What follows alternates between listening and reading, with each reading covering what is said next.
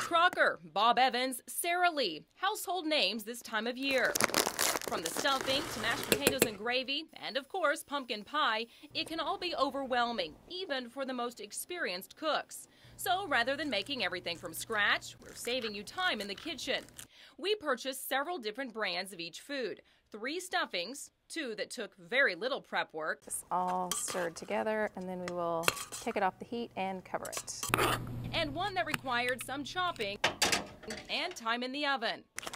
4 brands of potatoes, flakes, and ready-made. Remove lid, pierce the plastic film in several spots, and then microwave on high for 3. 4 gravies, heat and serve, and packets. Cook on medium heat until gravy comes to a boil. And 4 pumpkin pies, 1 from the bakery, the rest from the frozen section. That one's done.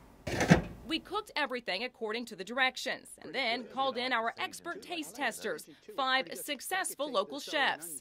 With each product and plate numbered, we dished up the first course. Sample them, just kind of pick out which one you like the best. Number 3 looks like piped butter almost. Yeah. I can tell the difference between the microwave and what you whipped up, though. Does everybody think they might have a favorite? Number 4 for me. Number 4? Number 4. Number 4. Number 4? Mm-hmm. I'm thinking number 3.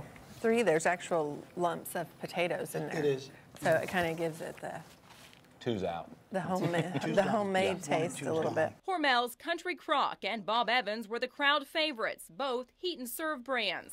Our chefs have a few suggestions to make them even better. Just add some more butter and maybe some milk to it and a little bit of salt and pepper. I would add, to mine probably a little whipping cream, some fresh garlic, salt and pepper, and that's it. You can't have mashed potatoes without gravy. Same thing, these are just 4 different gravies. 3's got a really unique flavor to it, and number 4 is just flat out gross. It's awful. It's awful.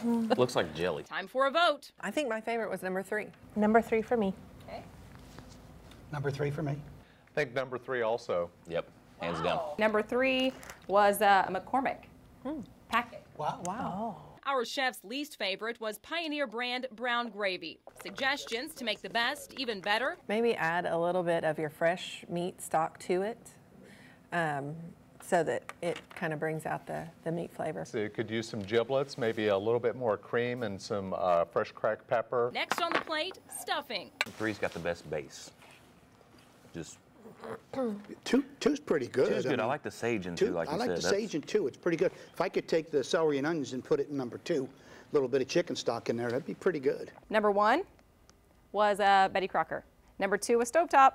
Number 3 was Pepperidge Farms. Once again, our chefs all agreed stovetop was best. The only thing I would say is add some turkey to it and just that'd be about it. I liked it. I would add some celery and onion and probably a little apple. One of my grandma's secrets was she threw in some water chestnuts with her dressing for a little crunch. Now it's time for dessert. Yay. The favorite part. So we have 4 different types of pumpkin pie. 3 has a nice silky flavor. The crust is actually pretty good, too. Which pie did you, which I number? like number 2. It's between 2 and 3. Okay. Both of them are real good.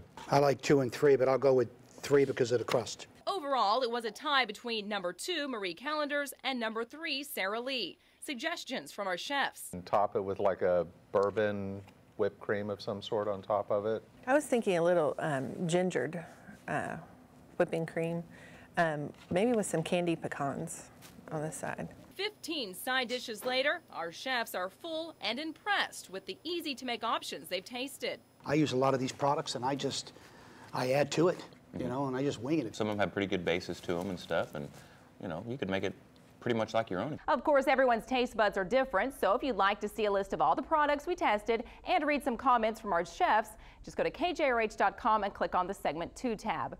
I'm Dina Silk. I'll see you right back here tomorrow morning when Consumer Reports taste testers try out even more brands of store-bought stuffing. Will they agree with our experts? Find out tomorrow.